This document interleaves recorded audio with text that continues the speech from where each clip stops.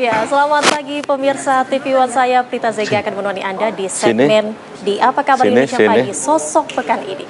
Di mana pemirsa menjelang Natal dan juga Tahun Baru, Polri akan kembali melakukan operasi lilin tahun 2024.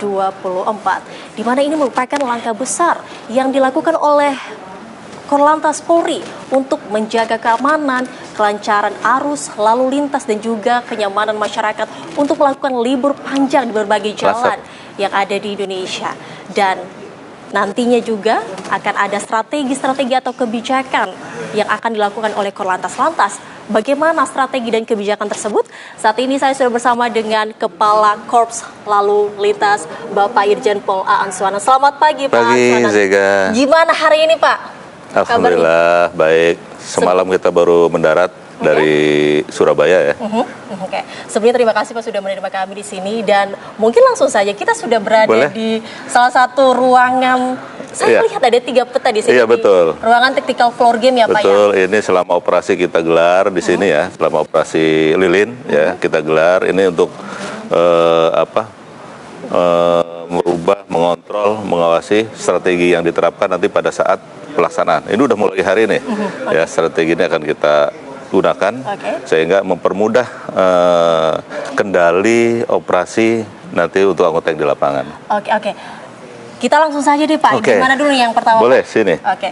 Nah, di sini peta Banten ini, ya, Pak? Peta mengarah ke Merak ya. Merak. Merak, jadi masyarakat yang akan menyeberang ke Sumatera ya, tentu akan melalui Pelabuhan Merak ya. Pelabuhan Merak. Di sini kita menggunakan beberapa strategi ya. Yang pertama kita menggunakan strategi delaying system.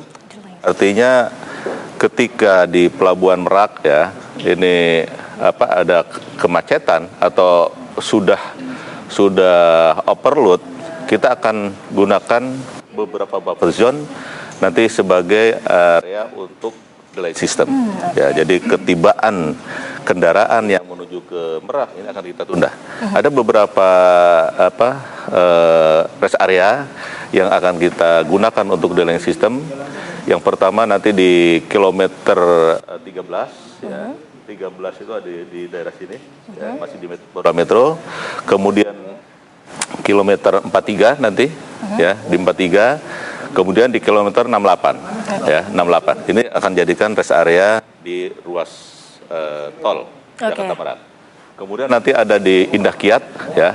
Ini di seputaran sini Indah Kiat, kemudian ada di parkiran PT Muni, dan ini kalau masih overload ya, buffer zone yang kita gunakan juga akan menggunakan area di sekitar Krakatau Steel.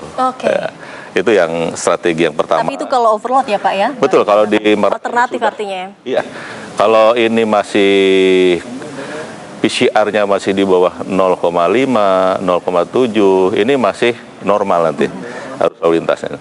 Nanti kalau sudah mulai di atas 0,8, nah kita mulai terapkan strategi tadi, delaying system. Nah, nanti kalau ya, karena cuaca sekarang ini kan cukup ekstrim ya.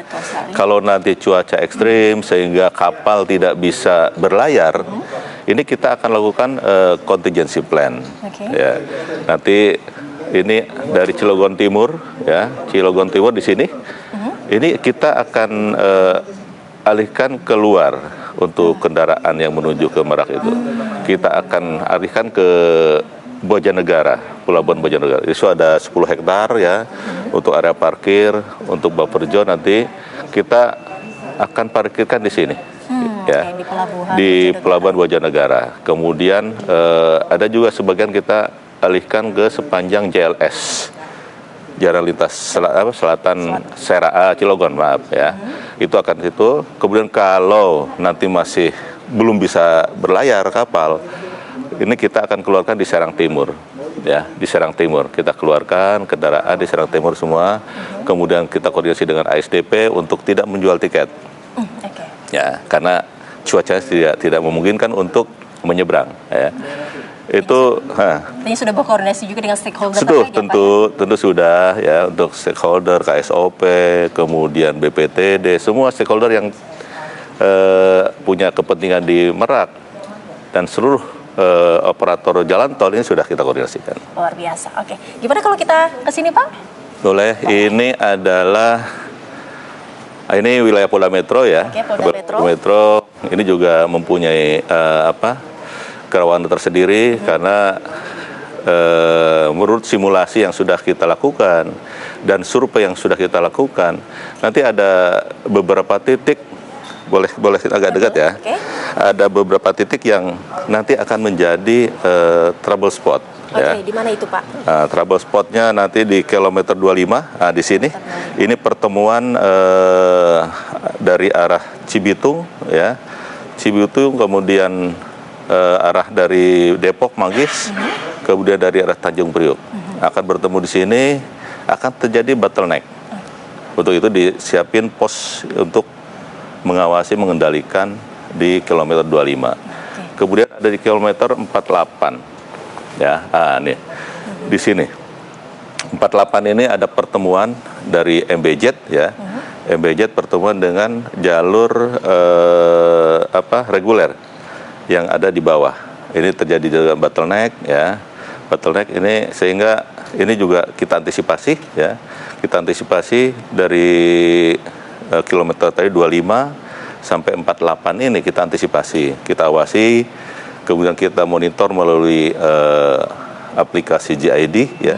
Apabila kendaraan ini sudah 5.000 lebih per jamnya, kita akan lakukan kontraflow ya dari 47. Dari 47 sini kontraflow 1 lajur, 2 lajur sampai ke 72 nantinya ya.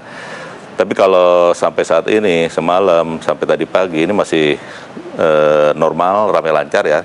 Walaupun ada peningkatan arus dari arah Jakarta. Kemudian titik lainnya di sini. Ini kalau kita istilahkan ini sebagai pantauan kita. Ya, pantauan kita akan bisa melihat di sini di pertigaan ini ya. Melihat dari arus yang dari Lampung tadi, dari Lampung sampai mau ke Jawa Tengah akan melalui tol kota. Nah, di sini akan kita lihat ada peningkatan atau tidak dari arah barat ini. Ya. Kemudian ini dari Tanjung Priok ya kita bisa monitor ya dari arah Tanjung Priok. Ini Tanjung Priok ya. Nanti akan ketemu di sini, kita akan bisa monitor bagaimana volume arus dari Tanjung Priok. Kemudian ini dari Pondok Indah. Ya, ketemu di sini Cikunir ya. Cikunir ini menjadi indikator. Ya, kalau di sini sudah cukup padat, kita akan berpengaruh pada arus lalu lintas yang akan menuju ke Jawa Tengah, Jawa Timur. Sehingga kita bersiap untuk melakukan rekayasa lalu lintas di sini. Kalau di sini sudah kelihatan padat dari arah Lampung padat, dari Tanjung Priok padat, dari Pondok Indah padat, melalui Command Center kita di sini, Command Center 29, kita akan sampaikan kepada seluruh jajaran untuk persiapan melakukan rekayasa lalu lintas. Artinya rekayasa lalu lintas dilihat dulu dari titik ini ya Pak? Betul. Ini melihat ini nanti dari posko ini sudah kita bisa lihat.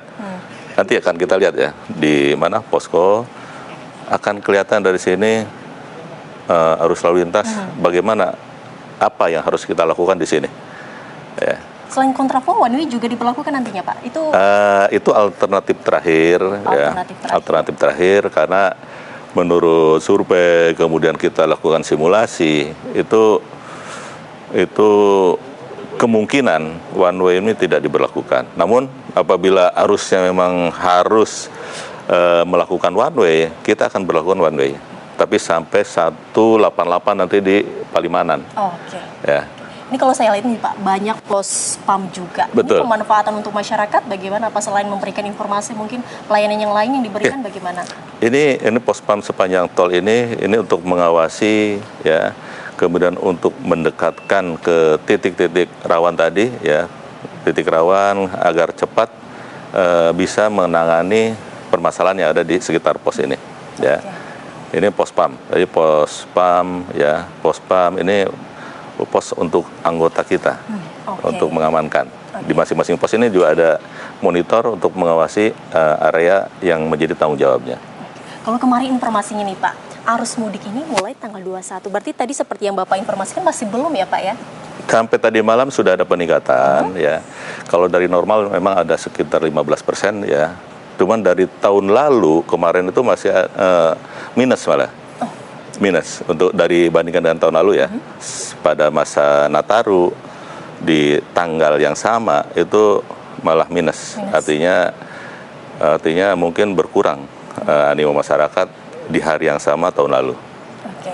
Untuk di sini nih Pak, khusus untuk PMJ ini ada berapa sih Pak mungkin personil yang akan diterjunkan di sini? Karena ini termasuk titik yang rawan juga ya betul. Pak ya? Ini 2/3 kekuatan dari Lantas Polda Metro kita gelar di sini sepanjang tol, kemudian di ini MBZ juga ya. Kemudian nanti malam tahun baru kita akan lakukan pengamanan di Sudirman Tamrin nanti. Oke, siap. Kita pindah ke sana, Pak. Ini adalah peta Jawa Barat ya.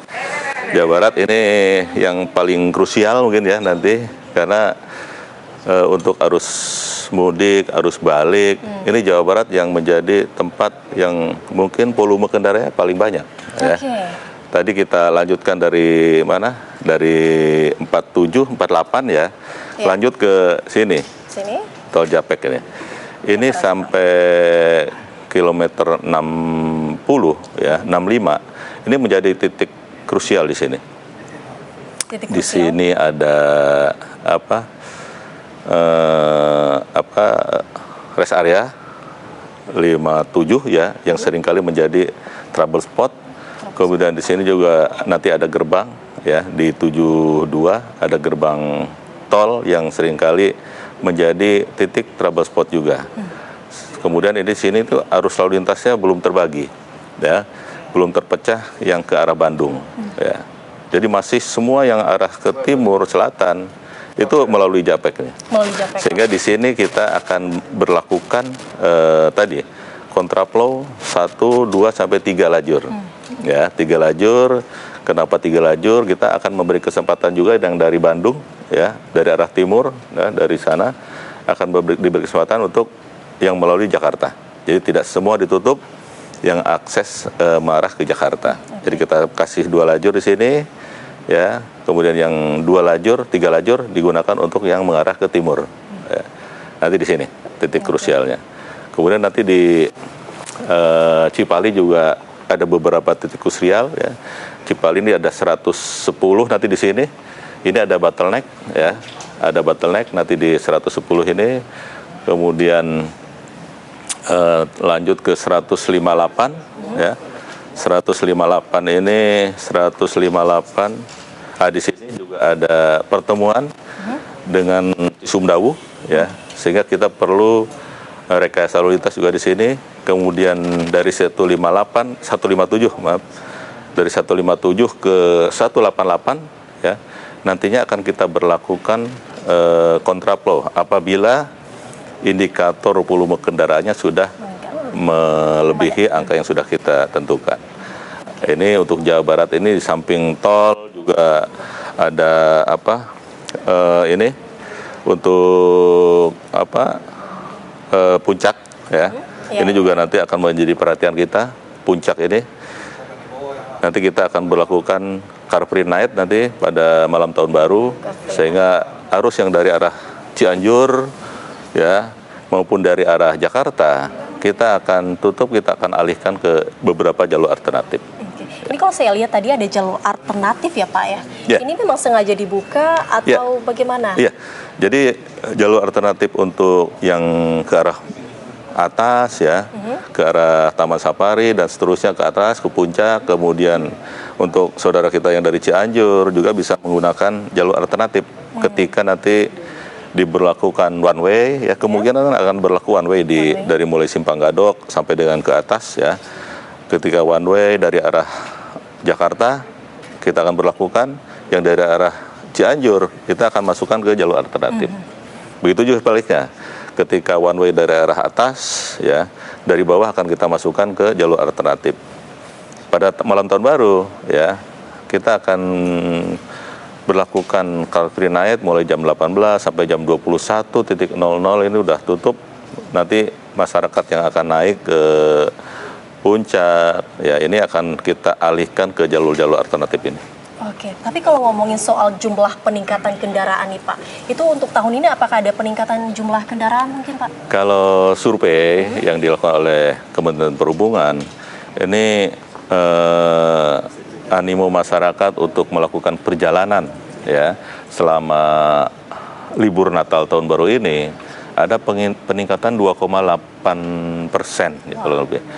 Itu ada 110,6 juta masyarakat Indonesia, artinya hampir 40% masyarakat Indonesia akan melakukan perjalanan selama libur Natal ini. Artinya ini akan ada peningkatan, ya, peningkatan baik itu yang melalui transportasi udara, laut, darat atau kendaraan. Ya. Pada akhirnya semua akan menggunakan jalur jalan, baik itu melalui penyeberangan, melalui udara, laut, nanti akan berakhir di jalan raya. Jadi ini kita antisipasi betul ya peningkatan ini, kita siapkan beberapa strategi untuk melayani masyarakat, baik itu di jalan tol, di penyeberangan, kemudian di jalur-jalur wisata, ini sudah kita siapkan strategi-strategi yang akan kita lakukan. Peningkatannya sangat signifikan ya Pak ya? Ya, sekitar 2% lebih ya. 3%, hampir 3%. Artinya juga kinerjanya lebih keluar lebih banyak lagi, mungkin personilnya juga lebih banyak ya untuk tahun ini ya? Iya, personil tentu lebih banyak, kita mendapat BKO dari satuan fungsi lain ya, kemudian dari teman-teman dari stakeholder juga kita gabungkan dalam operasi Lilin 2024 ini. Oke, untuk koordinasi mungkin dengan pemerintah setempat itu bagaimana Pak? Mungkin dengan kementerian atau lembaga-lembaga lainnya bagaimana Pak? Betul, kita sudah mengawali ya, mulai survei dari Merak sampai ke Banyuwangi, kita survei ya, bagaimana kesiapan jalan, kesiapan pelabuhan dan sebagainya. Kita juga sudah melakukan beberapa kali rapat koordinasi antar lembaga, antar kementerian. Terakhir kita laksanakan di PTK kemarin, rapat koordinasi lintas sektoral dengan beberapa kementerian. Kemudian di daerah juga kami sudah cek ya, sudah melakukan beberapa kali rapat koordinasi dengan seluruh stakeholder yang berkepentingan dalam kegiatan libur Nataru ini. Saya kira untuk sinergi, kolaborasi, ini menjadi hal yang penting ya dalam mengelola satu kegiatan yang ini luar biasa. Baik, ya. Bapak kita tahan dulu, nanti di next segmen kita akan melihat bagaimana strategi ataupun kebijakan atau mungkin ada teknologi terbaru dari Korlantas. Namun usai jeda berikut ini, pemirsa TV One masih akan kembali, sosok pekan ini masih akan kembali, pasti bersama dengan Prita Zega usai jeda berikut ini.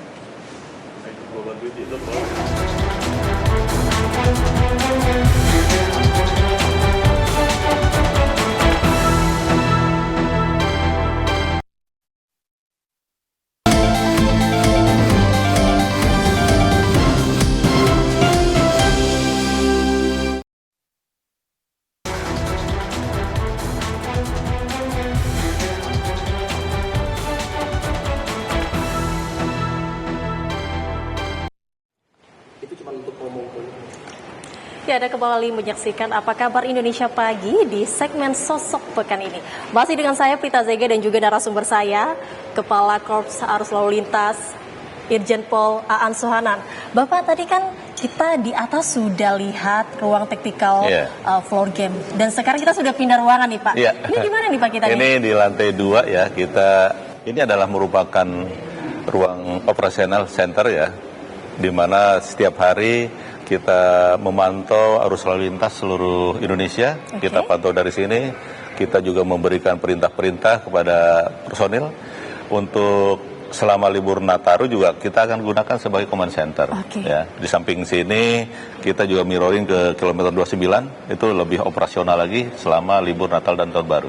Jadi kita ada beberapa aplikasi di sini ya, ada CCTV tentu, itu bisa kita lihat ya, jalur tol ini masih sangat lancar ya, tidak ada hambatan. Kemudian ada juga GID, ini bisa kita lihat counting arus lalu lintas yang ada di tol maupun di arteri. Kemudian kita juga ada aplikasi K3I, di mana kita bisa memantau personil yang melaksanakan tugas di lapangan, dan nanti ada perintah-perintah dari sini untuk memberikan arahan kepada personil yang ada di lapangan. Ini artinya 24 jam ya Pak? Betul, ini 24 jam terus ya, 24 jam, 7 hari, 360 hari. Untuk titik-titik tertentu, apakah ada personil yang mungkin sudah siap siaga di sana Bapak? Mulai tadi malam kita sudah plotting ya, seluruh personil yang terlibat dengan operasi lilin ini, kita sudah plotting di seluruh ruas jalan, titik-titik rawan kecelakaan, titik-titik rawan kemacetan. Jadi semua kita sudah tersebar. Waduh, boleh dong Pak kita ngobrol, boleh nggak sih Pak kita interaksi ke beberapa titik gitu Pak? Boleh. Di mana nih Pak yang sudah sedia nih? Kita lihat ke Merak. Kita lihat ke Merak. Ya, Merak di situ dari semalam kita sudah operasional ya untuk operasi lilin ini, dan anggota sudah inset di sana ya. Wah. Oke, pemirsa, kita akan berinteraksi. Kameranya mungkin ini agak sini. Oke. Halo, pagi. Selamat pagi, salam presisi. Salam presisi. Dengan siapa nih? Aibda.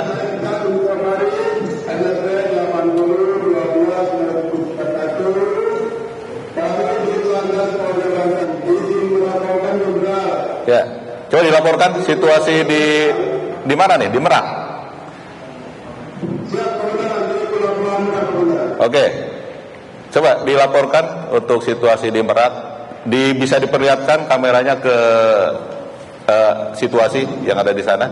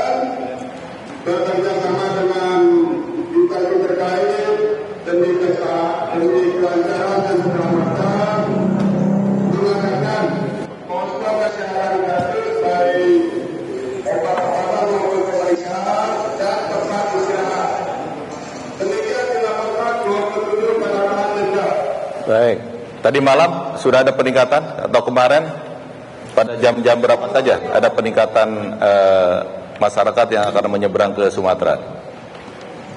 Alhamdulillah dari malam juga tidak ada peningkatan, hanya biasa-biasa saja dengan mungkin perkiraan sore hari atau bukan malam. Baik, untuk ini cuaca semalam? Cuaca. Untuk cuaca tadi malam sedikit gerimis, kemudian tidak lama. Untuk ombak, ya. Ya. Untuk ombak juga alhamdulillah tidak ada kendala. Jadi apa masih bisa berlaku benar. Baik, terima kasih. Tetap koordinasikan dengan KSOP yang ada di sana, ASDP, tentu dengan BMKG ya, sehingga kita bisa memantau situasi terkini terutama masalah cuaca, karena prediksi cuaca di akhir tahun ini akan ada cuaca ekstrim, sehingga teman-teman yang ada di Polda Banten silakan terus berkoordinasi dengan seluruh stakeholder yang ada, sehingga nantinya kita bisa melayani secara maksimal untuk masyarakat yang akan menyeberang ke Sumatera. Terima kasih. Di sana berarti masih belum padat ya Pak ya, untuk Merak ya? Untuk sana belum padat ya. Itu tadi laporan dari anggota. Dari anggota laporan masih normal, cukup normal ya. Kita lihat juga tadi sangat lenggang untuk arus lalu lintas yang menuju ke dermaga 1 sampai 7. Ini masih sangat longgar sekali. Oke. Kalau kita lihat titik lain di mana lagi nih Pak yang bisa kita interaksi? Boleh kita sebenarnya bisa di mana saja. Kita coba ke ujung sana, ujung pulau, ada di Bali, Gilimanuk. Ini salah satu titik krusial juga ya, penyeberangan Gilimanuk ini, terutama pada saat nanti arus balik nantinya. Arus balik, iya. karena situasi pelabuhan yang masih sangat terbatas ya, sehingga seringkali overload di sana. Oke. Kita lihat situasi pagi ini.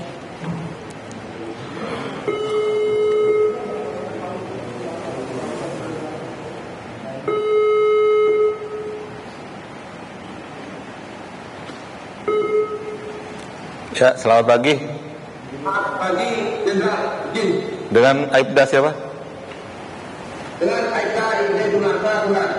Jin, Jenderal. Ya, Pak Gede, bagaimana situasi arus di Gilimanuk yang menuju ke Jawa maupun sebaliknya yang datang? Silakan dilaporkan. Selamat pagi, izin.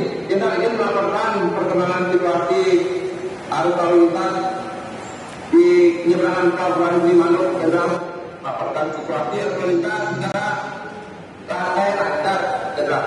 Secara dominasi dan untuk laut domestik maupun kendaraan kecil tidak masuk ke kondisi pelabuhan. Jika Jenderal cuaca belum sedikit Jenderal izin.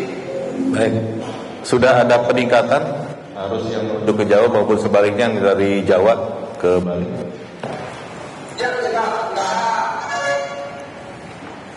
alhamdulillah masih belum ada peningkatan juga. Berarti balik masih landai saja. Demikian, saja. Baik, terima kasih Pak Gede. Nanti terus berkoordinasi dengan semua pemangku kepentingan di sana, dengan ASDP, BPTD, dan seluruh unsur yang ada di Gilimanuk, ya, termasuk dengan BMKG untuk memantau situasi terutama cuaca. Ya, cuaca ini untuk penyeberangan ini sangat dipengaruhi oleh cuaca. Ketika cuaca buruk dari BPTD atau dari KSOP tidak mengizinkan kapal untuk berlayar, ini disiapkan untuk strategi delaying sistemnya. Siapkan kantong-kantong parkir buffer zone yang sudah dipersiapkan oleh jajaran Polda Bali. Baik, terima kasih. Selamat bertugas, jaga kesehatan, Pak Gede. Siap, Jenderal. Perintah dilaksanakan. Terima kasih. Salam presisi. Izin, Jenderal. Kepada kita. Salam presisi. Ini bisa kita lihat juga di CCTV ya. Ini adalah suasana di Pelabuhan Gilimanuk. Jadi di samping dari laporan live tadi, kemudian kita pantau juga CCTV. Ini bisa kita melihat perkembangan arus lalu lintas yang menuju ke Bali maupun sebaliknya. Tapi luar biasa ini 24 jam dan masing-masing titik sudah ada personil yang sudah siap-siaga jika kita Sudah tanyakan kita bagaimana siapkan kondisi di sana ya Pak Betul. ya? Jadi sepanjang jalan tol, jalan arteri juga demikian. Kita sudah siapkan personil ya.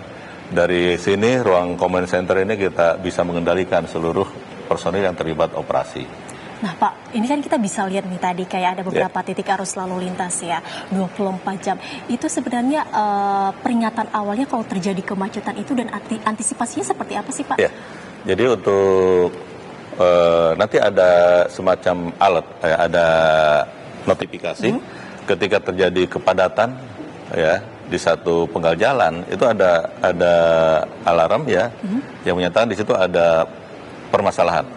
Baik itu mungkin ada kecelakaan, ada kepadatan arus, dari situ baru kita lihat ke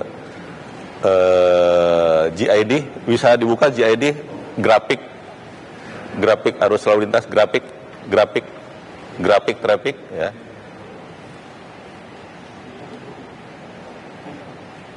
Oke. Trafficnya, nanti bisa kita lihat ya di grafik tersebut ada hijau, kuning, merah. Oke. Ketika sudah mendekati ke kuning, ya itu berarti kita harus sudah siap-siap untuk melakukan intervensi. Oke. Ya. Mungkin ini terakhir Bapak. Ya. Himbauan dari Pak Aan untuk bagi mereka yang ingin libur panjang agar tidak terkendala mungkin di sepanjang perjalanan libur panjang Bapak, bagaimana? Tentu nanti yang akan berlibur ya maupun mudik ya yang akan melakukan perjalanan menggunakan kendaraan, siapkan kesehatan ya. Kesehatan yang prima itu yang utama. Jangan sekali-kali mengemudi berkendaraan ketika tubuh tidak prima, staminanya sedang menurun ya. Kemudian siapkan kendaraan juga ya, kendaraan yang prima juga sehingga tidak ada hambatan di sepanjang perjalanan. Oke. Kemudian antisipasi, ya waspadai cuaca ekstrim, ya, karena menurut prediksi akan ada cuaca ekstrim yang akan terjadi juga di sepanjang jalur tol, jalur wisata maupun di penyeberangan. Ini hati-hati, kita sudah siapkan jalur-jalur alternatif ya untuk menghindari bencana tersebut. Baik, kita harapkan semoga operasi lilin tahun ini dapat berjalan dengan lancar. Dan Pak Aan, terima kasih banyak atas waktunya untuk pagi hari ini. Namun ada satu pantun boleh ya Pak ya? Tapi jangan lupa cakepnya. Ya. Pemirsa ya, jalan ke kota membawa kertas. Cakep. Di tepi jalan membeli rambutan. Cakep. Korlantas sigap dan siap bertugas demi keamanan dan keselamatan. Terima kasih pemirsa, saya Pita Zega bersama dengan Pak Kakor Lantas, Irjen Pol Aan Suhanan. Terima kasih atas penjelasannya hari ini Bapak. Terima kasih, dan terima kasih pemirsa, kembali ke studio Sira dan juga Philip.